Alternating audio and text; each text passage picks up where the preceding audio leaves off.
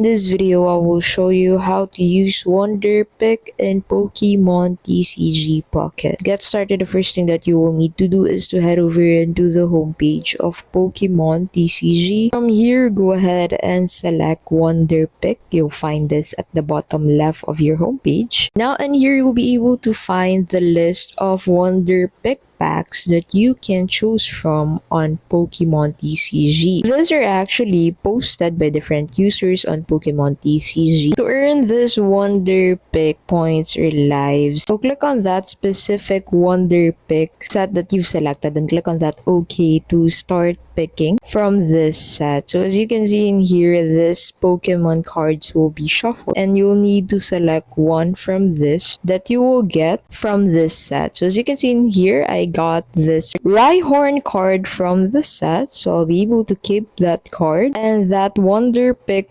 points will be subtracted from my current Wonder Pick points. And that's basically how Wonder Pick works out. For those set that has a higher level of cards, the Wonder Pick points cost will also be higher. And that's basically how Wonder Pick works out. We hope this video helped you out. If it did, please don't forget to give it a like. Thank you so much for watching and we'll see you in the next video.